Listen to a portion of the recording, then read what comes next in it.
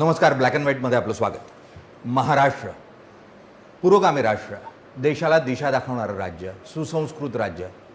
पण आज हीच ओळख पूर्णतः गळीतगात्र झाली आहे, मलिन झालेली आहे. देशातल्या इतर राज्यांमध्ये जितकं लयाला गेलेलं राजकारण होतं त्याहीपेक्षा अत्यंत वाईट परिस्थितीत महाराष्ट्रातलं राजकारण पाहायला मिळतं आहे. आणि त्यातच आपण विधानसभा निवडणुकांना सामोरं जातो आहे.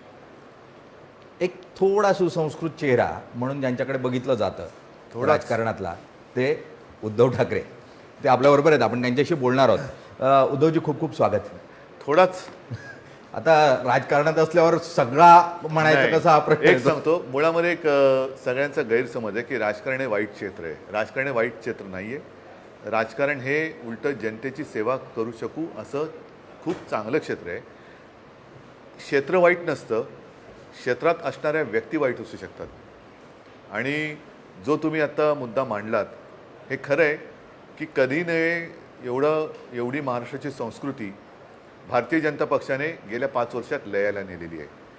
केवळ सत्तेचा हव्यास, काय वाटेल ते होऊ दे, पण अगदी ग्रामपंचायतीपासून सगळी सत्ता मलाच पाहिजे. तुम्ही मतं द्या, नका देऊ. मतं नाही दिली तर मी तुमची माणसं फोडेन, त्यांच्यावरती धाडी टाकेन, त्यांना पैसे देईन, दमदाट्या करेन, पण सत्ता माझीच पाहिजे. हे जे काही त्यांचा सत्ता जिहाद सुरू आहे त्याच्यामुळे महाराष्ट्राची संस्कृती लयाला जाते की काय अशी परिस्थिती आहे. पण महाराष्ट्र एवढा पोकळ संस्कृतीचा नाही आहे.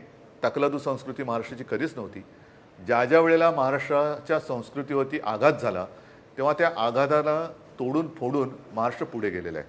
त्याच्यामुळे याही वेळेला महाराष्ट्र संस्कृतीवरती आघात करणाऱ्यांना तोडून फोडून आपला महाराष्ट्र पुढे नेतो.